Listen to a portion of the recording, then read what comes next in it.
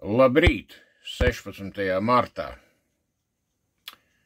16. marts Latvijai, Latvijas tautai un ne tikai etniskiem latviešiem ir saudabīgs, pretrunīgs, ļoti pretrunīgs un dažne dažādi traktējams jautājums, problēma, aspekts, vēsturisks notikums.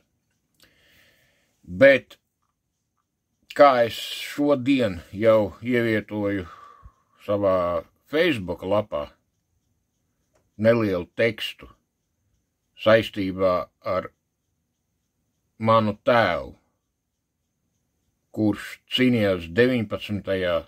Latviešu SS divīzijā, kad ir viens jautājums tikai, kas ir pats būtiskākais pilnīgi visā, un no kā izriet pilnīgi viss cits. Tas ir jautājums, par ko konkrēti viņš cīnījās. Viens cilvēks, par ko viņš konkrēti cīnījās. Un es atbildu viņa vietā. Viņš cīnījās par tēvzemi un brīvību. Viņš cīnījās par tiem vārdiem, kas ir iekalti mūsu brīvības pieminekļī, kuram savukārt celtniecībai naudu ziedoja mans vectēvs. Tāda tā lieta. Un visi citi traktējumi, jebkādi un atsauksmes uz jebkāda veida starptautiskiem, uz visādām muļķībām, cūcībām, apvainojumiem un idiotismiem ir vienkārši trūla Latvijas vēstures nezināšana un neizpratne. Lai gan lielākoties tās ir apzināts politiskas spekulācijas, provokācijas un propaganda. Tā kā es esmu latviešu leģionāra dēls, un nevis vienkārši leģionāra, bet leģionāra dzelzkrustnieka, kā arī apbalvot ar citiem Vācijas, Lielvācijas militāriem apbalvojumiem cilvēka pēcnācējs. Tad es to varu parādīt, kas ir saistīts ar manu ģimeni.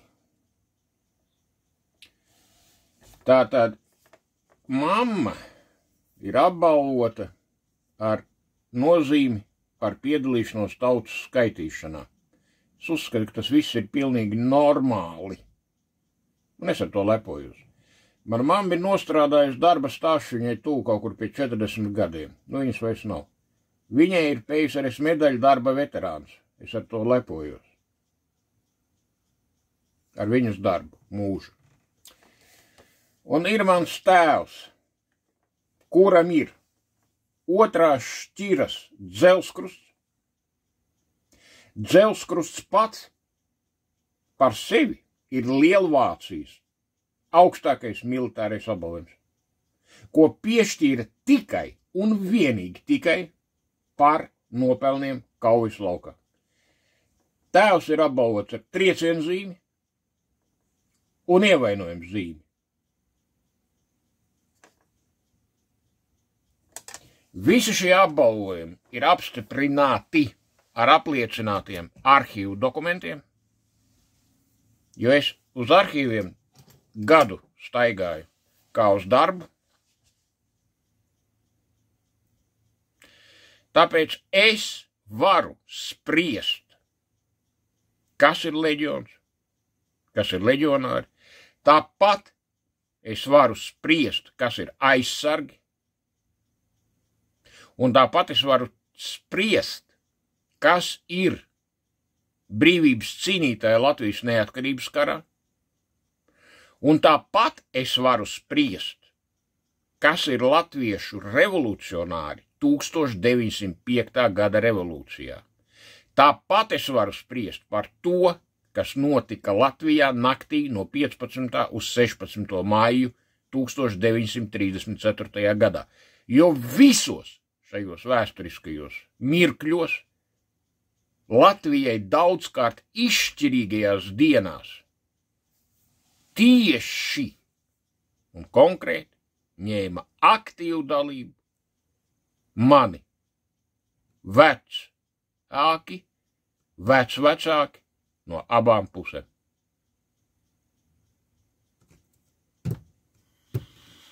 Tādas tās lietas.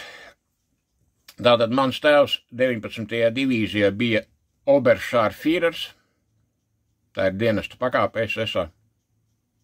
Oberscharführers, kas atbilst Feldfebelim, Wehrmachtā sauszemes karaspēkā. Tātad uz viņu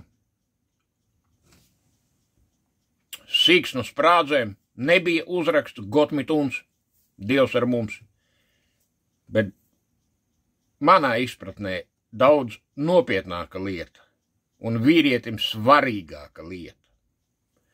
Tur bija uzraksts Meine Ehre heißt Treue. Tā ir SS devīze, kas latviski tulkojas mans gods ir uzticība. Tādi bija šie čaļi, tāda bija tā paudze, kuriem šie vārdi nebija sveši.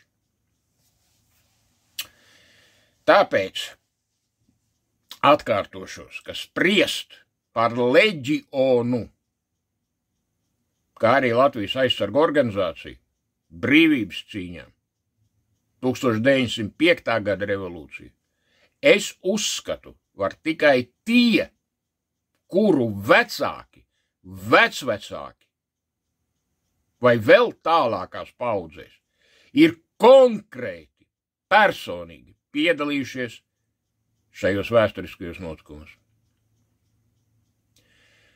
Un,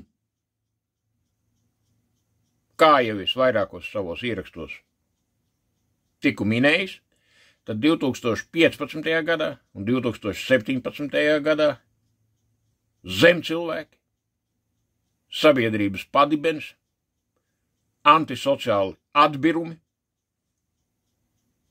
un iespējams Krievijas Federācijas spēcdienas darbinieki Ints Ulmanis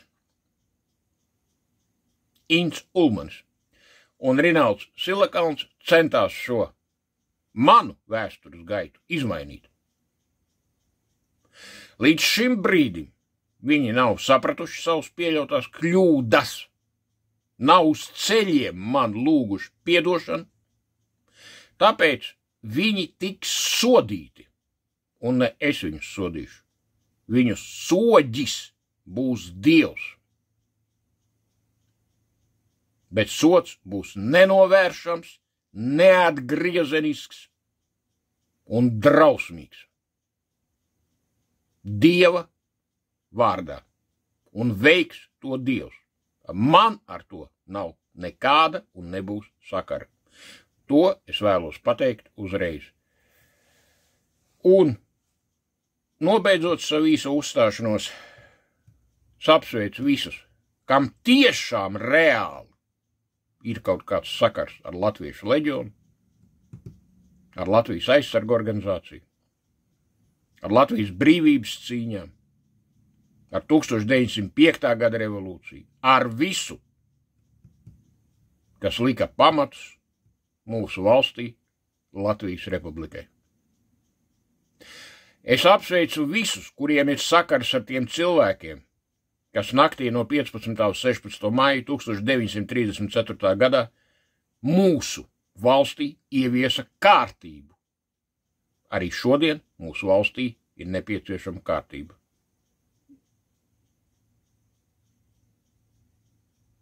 Visu gaišu. Sveiciens no sirdis saulei, vai no sirds saulei. Vienalga, kā to var noteikt, vai pateikt, vai definēt, vai formulēt. Es domāju, ka tie, kas kaut ko sajēdz, mani saprata un saprot. Visu labu!